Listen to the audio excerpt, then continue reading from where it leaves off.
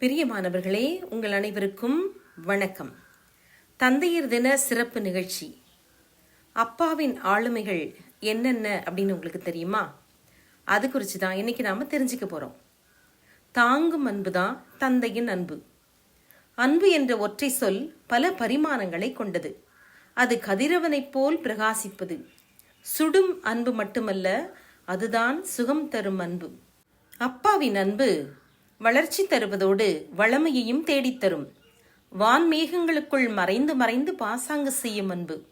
பார்வைக்கு புலப்படாத நிலையிலும் நம்மை பதப்படுத்தி பக்குவப்படுத்தும் அன்பு. ஆக தந்தையின் அன்பு பண்பட்ட அன்பு, தனித்தன்மை வாய்ந்த அன்பு, தன்னிகரில்லா அன்பு. அம்மாவின் ஆவேசமான அன்புக்கு முன்னால் அடங்கி போகும் அமைதியான அன்பு. குடும்பத்தை, குழந்தைகளை குதூகலமாக வைக்க குறைவில்லாமல் உழைக்கும் அன்பு. இதன் ஆழ அகல நீல உயரங்களை அலசி பார்க்க நம்மால் முடியுமா என்ன? இதோ அப்பாவின் ஆளுமைகளில் தாயுமான தந்தையின் அன்பு குறித்து பார்ப்போம். குழந்தை பருவம் என்றாலும் எனக்கு நன்றாக நினைவிருக்கிறது. ஊர் உறங்கும் வேளை நாங்களும் கூட தூங்கி போவோம் பசியோடு. இரவு 10:30 மணிக்கு மேல் அப்பா வந்து, சாயந்தரத்துக்கு மேலதான் 2-3 சவாரி கிடைச்சிச்சு என்று அம்மாவிடம் சில சம்பவங்களை சொல்லி சம்பளங்களையும் கொடுத்துவிட்டு எங்களை எழுப்பி அவர் வாங்கி வந்த உணவை எங்களுக்கு ஊட்டிவிட்டு வாய் கைகளை கழுவி துடைத்துவிட்டு தன் மடியிலே எங்கள் தலையை வைத்து தட்டி கொடுத்து கொண்டே மீதமுள்ள உணவை அப்பாவும் அம்மாவும் சாப்பிட்டு எங்கள் தூக்கம் கலையாமல் எங்கள் தலையை மெல்ல தலையணையில் வைத்துவிட்டு கை கழுவ எழுந்து செல்வார்கள். குழந்தைகள் தூங்கிவிட்டாலும் பசியோடு தூங்க வைக்கக்கூடாது என்ற வைராகியம் நிறைந்த தாயுமான தந்தையின் அன்பு வார்த்தைகளில் வடிக்க முடியாதது தானே. அடுத்த அப்பாவின் ஆளுமைகளில் தழுவும் தூய தந்தையின் அன்பு. மகனை நன்னறியில் பயிற்றுவிப்பவர் அவனால் நன்மை அடைவார் என்று விவிலியம் சீராக்கின் ஞான நூல் 30:2 வாசிக்க கேட்கிறோம். பள்ளி பருவத்தில் பள்ளிக்கூடத்திற்கு எங்களை கிளப்பிவிட்டு அனுப்பிய பிறகு தூரமாக நின்று நாங்கள் பள்ளியின் வாயிற்கதவை அடைந்து அங்கிருந்து திரும்பி பார்க்கும்போது ஓரமாக நின்று டாட்டா காட்டி நல்ல படி என்று செய்கையாலே வெளிப்படுத்தும் போது எனக்கு கிடைக்காத கல்வி என் பிள்ளைகளுக்கு கிடைக்கட்டும் என்ற உயர்ந்த எண்ணமும், என் பிள்ளைங்க பெரிய ஆளா வருவாங்க என்ற நம்பிக்கை ரேகையும் எங்களை முன்னால் போகவிட்டு பின்னால் இருந்து பார்வையாலேயே பாதுகாப்பை தந்தது. இங்கு தந்தையின் அன்பு தழுவும் தூய அன்பாக நான் பார்க்கின்றேன். அப்பாவின் அடுத்த ஆளுமை ஞானம் நிறை அன்பு. தந்தை சொல்மிக்க மந்திரமில்லை என்பார்கள். ஆழ்ந்த அந்த மந்திர சொல்லுக்கு கட்டுப்பட்டவர்கள் ஒருபோதும் வாழ்வில் கெட்டுப்போனதில்லை. கீழ்ப்பிடிதல் எனும் மேலான பொக்கிஷத்தை மந்திரமாக சொல்லி தந்ததோடு, அப்பா சொன்னா கேட்கணும், அப்பா உன் நல்லதுக்கு தான் சொல்றேன், இந்த சட்டை தான் உனக்கு நல்லா இருக்கும், யாரிடமும் எதையும் கேட்கக்கூடாது, யார் எது கொடுத்தாலும் உடனே வாங்கி சாப்பிடக்கூடாது, யாருக்காவது உதவி தேவைப்பட்டா முடிஞ்ச உதவியை மறுக்காம செய்யணும், யாரையும் கோபமா பேசக்கூடாது, எல்லார்கிட்டையும் அன்பா பழகணும், உன்னை யாராவது எதுக்காவது பாராட்டினா அவங்களுக்கு நன்றி சொல்லணும், எல்லாரும் கடவுளுடைய பிள்ளைங்கன்னு நினைச்சி சாமி எல்லாரையும் நல்லா வை, நோய் நொடி இல்லாம உலகத்தை காப்பாத்துன்னு எல்லாருக்காகவும் சாமி கிட்ட வேண்டிக்கணும், எங்க போனாலும் வந்தாலும் 1000 கஷ்டம் இருந்தாலும் முகம் மலர்ச்சியா இருக்கணும், எல்லாருக்கும் வணக்கம் சொல்லணும், மற்றவங்க பொருளுக்கு ஆசைப்படவே கூடாது.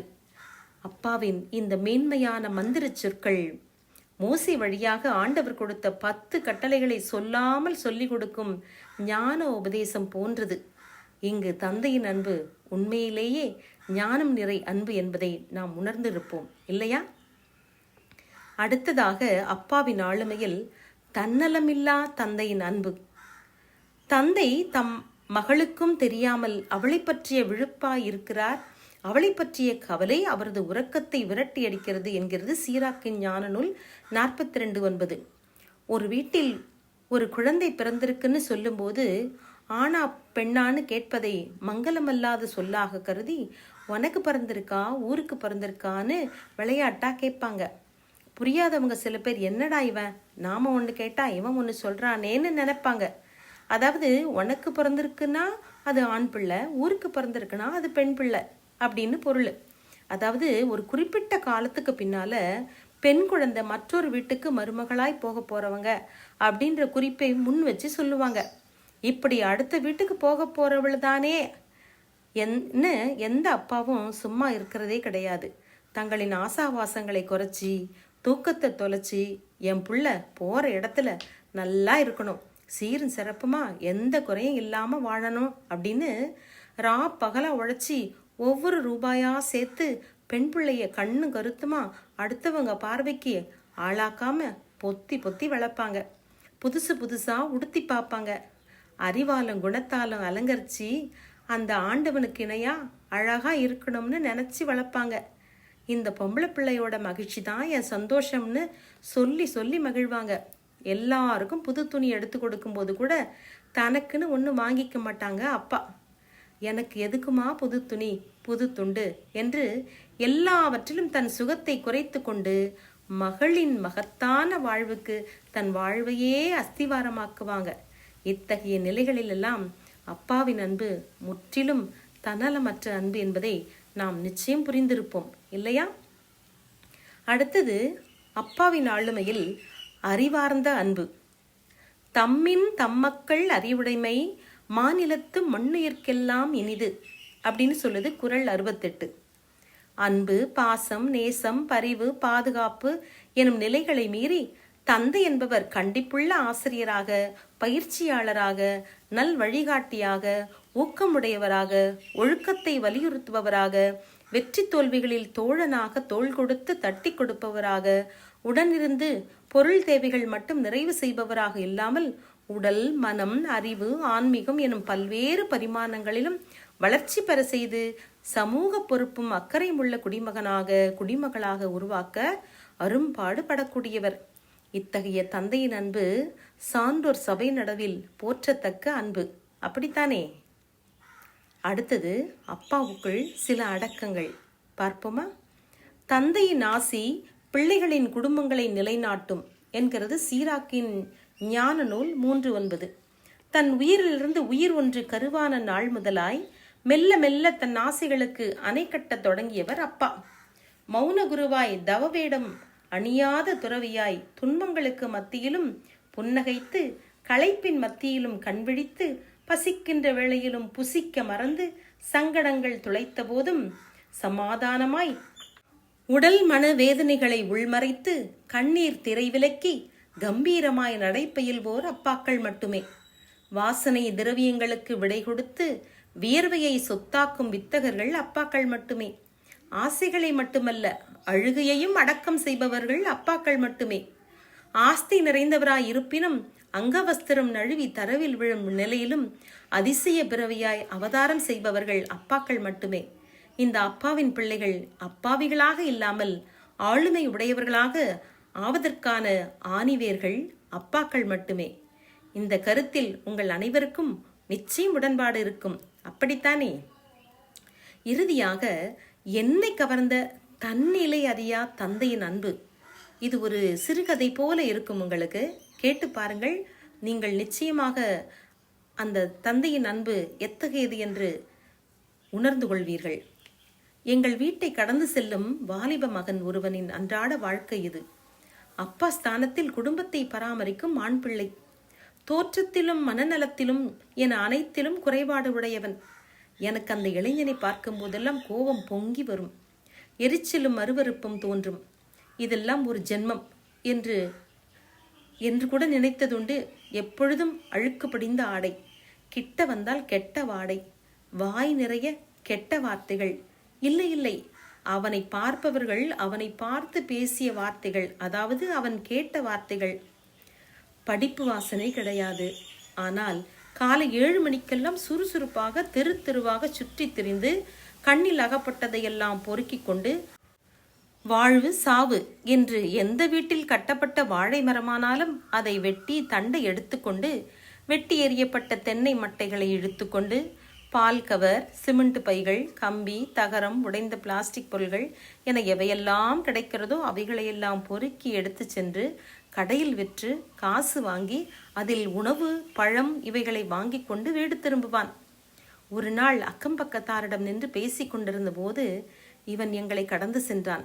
நான் உடனே அந்த அருகில் இருந்தவர்களிடம், என்னங்க, வாலிப பையன் தானே, எங்கேயாவது வேலை வெட்டிக்கு போகலாம்ல, இவன் ஏன் இப்படி சும்மா சுற்றிட்டு இருக்கிறான், எல்லாத்தையும் பொறுக்கிக்கிட்டு அலையறான் அப்படின்னு கேட்டேன். அதுக்கு அவங்க சொன்னாங்க, இந்த பையனுக்கு 7-8 வயசு இருக்கும்போதே அவங்க அப்பா இறந்துட்டாங்க, அம்மாவும் அதற்கு அடுத்த வருஷம் இறந்துட்டாங்க. ரொம்ப பெரிய ஆதரவெல்லாம் கிடையாது. இவனுக்கு ஒரு அக்காவும் தம்பியும் இருக்காங்க. அக்காவுக்கு ஒன்றுமே தெரியாது, உட்கார்ந்த இடத்துலையே தான் எல்லாம். தம்பியும் மன வளர்ச்சி குன்றி கை விளங்காதவன். இவனும் பாதி பைத்திய மாதிரி தான். இருந்தாலும் இப்படி எதையாவது பொறுக்கி எடுத்து விற்று 2 பேரையும் பார்த்துக்கிறான். அரசாங்கம் மன வளர்ச்சி குன்றியவர்களுக்கான பணம் கொஞ்சம் தருது, அது பத்தாததுக்கு இவன் இப்படி தெரியறான். இப்போ இவனுக்கு எப்படினாலும் 20-21 வயசு இருக்கும் அப்படின்னு சொல்லி முடிச்சாங்க. என்ன வாசகர்களே, நான் கதையை எதுவும் சொல்றேன்னு நினைக்கிறீங்களா? இல்லை, நிஜங்களை பரிமாறிக்கொள்கிறேன். அறிவு குறைபாடு உடையவனாயிருந்தாலும் அவனிடம் இப்போதெல்லாம் நான் காண்பது ஒரு தந்தைக்குரிய அன்பை மட்டும்தான். சரி, ஆளுமை நிறைந்த ஒரு தந்தை எப்படி ஜெபிக்கிறார் என்று பாருங்களேன். இறைவா, என் மக்களின் உடலுக்கோ ஆன்மாவிற்கோ தீங்கு நேராமல் காத்துக்கொள்.